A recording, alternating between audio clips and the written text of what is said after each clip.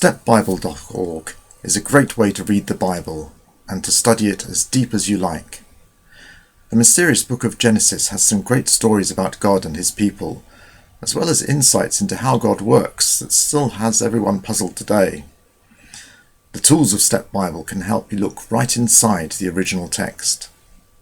First, let's make some room by closing the help panel. Now, hover over day and you can immediately see the structure of Genesis 1, as every occurrence of this word is highlighted. The quick definition of the Hebrew word is also seen.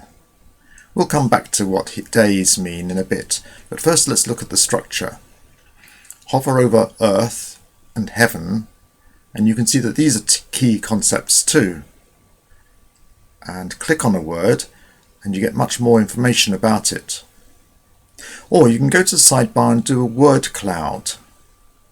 And now you can see clearly that the most important subject in Genesis 1 is God himself, the Creator.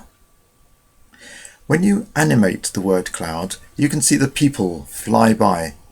Find God, and then he makes Adam, and Adam in the garden, and he has children, Cain and Abel, and then they have children, Lamech and Enoch, and then Noah, and of course there's lots about Noah building the ark, and then Noah and the flood.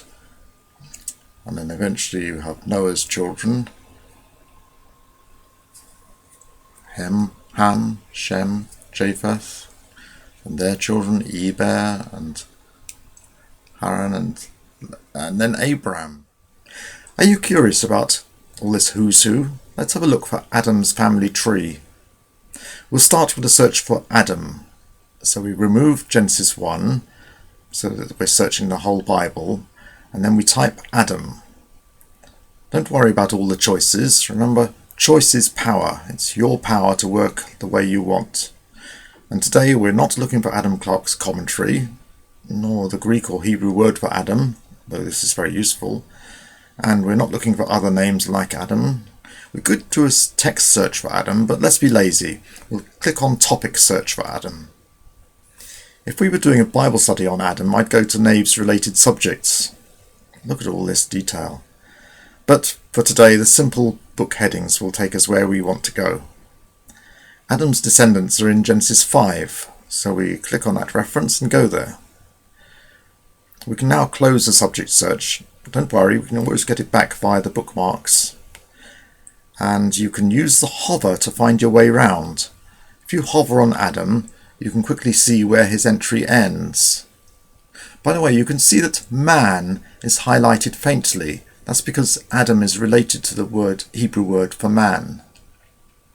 Now, as you hover over each son in turn, we go over and we end up with Japheth. But where's the rest of his family? Well, click on his name and you can find all the places where he occurs. There, his generations are in Genesis 10. Now, this chapter isn't laid out as clearly as chapter 5, but again, highlighting helps. Now, which of Noah's sons is the ancestor of Abraham and the Jews? If you hover over each son in turn, you find it's not Japheth, not Ham. It's Shem. He's referred to a lot later on in the chapter. Oh, and notice the faint shading on name, because Shem is Hebrew for name. Now, you probably guessed that he would be the right son, but which of his sons does the line go through? Hover over Elan, Ashur, Arpachshad, however you say that name. So let's keep following the children. Shelah, Eber, and when you hover over Peleg, there's a faint highlight of divided. That's because his name means divided. He was named when the world was divided. So now we're at the time of the Tower of Babel. Did you notice both chapters 5 and 10 started with generations? Let's reopen Genesis 5 from the bookmarks and remind ourselves. Now if you hover over it, they both highlight because they're both the same Hebrew word, Toledah. And if you hover over the verse number, you can see the vocabulary of the verse.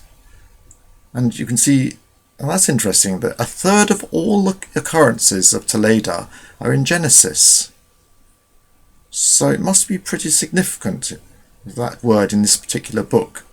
So let's find them in Genesis. We click on the number under book, and here they are listed. And you can see that the uses are very significant.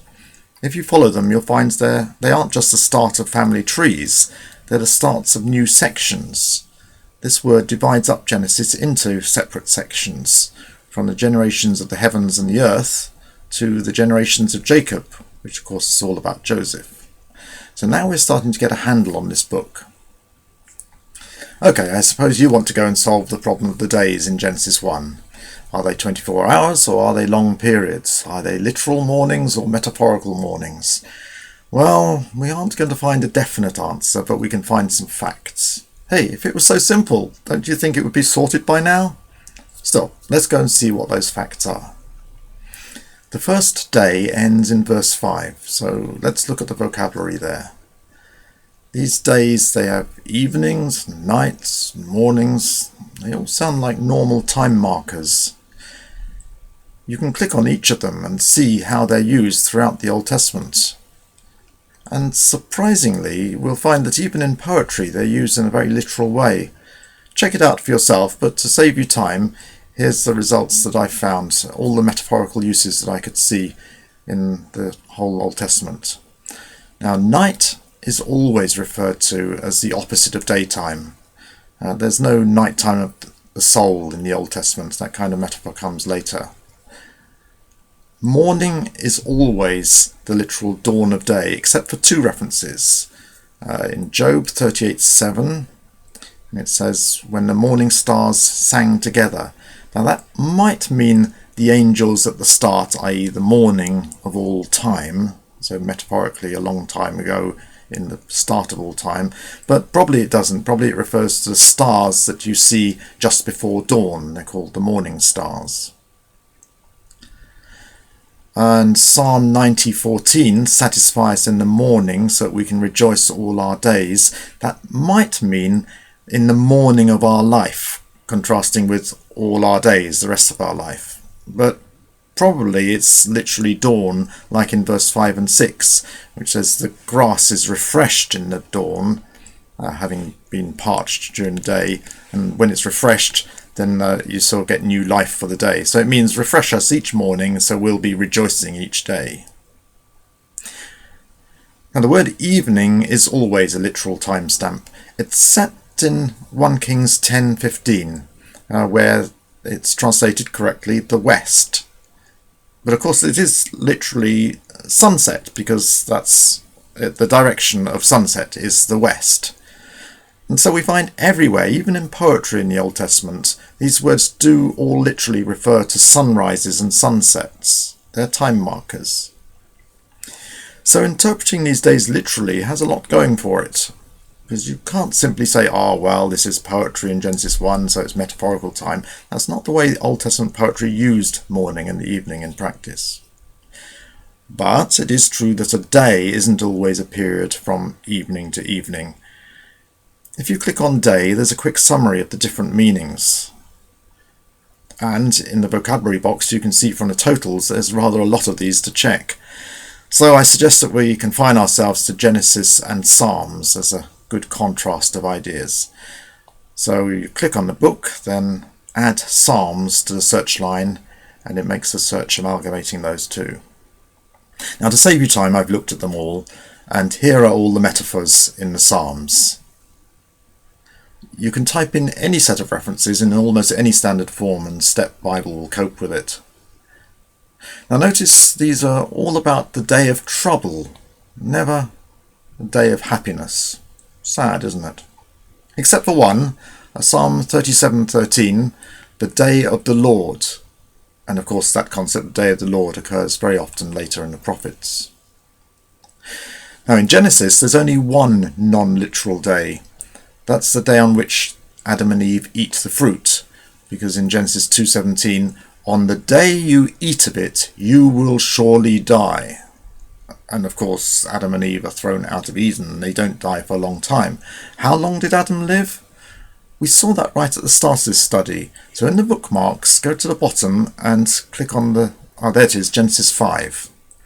And there in verse 5, Adam was 930 years old when he died. Presumably that's why we hear in the New Testament, a day is like 1,000 years to the Lord. Can you remember where that is? Let's search the text of the ESV. So if we look for the text 1,000, and perhaps you remember it's in one of the epistles, so let's confine the search to Romans to Jude. And there it is in 2 Peter 3:8. And click on it and we can see it in its context. And yes, it fits. God isn't slow to carry out punishment, as it seems. And certainly it must have seemed like that to Adam, that God was a bit slow. But Peter says, no, God doesn't forget. Even after 1,000 years, he catches up. Anyway, in the end, with regard to the days, there's evidence for every side in this debate. But the point is, we should always rely on evidence and not on our prejudice. And Step Bible helps us to quickly find out the facts for ourselves. Have fun.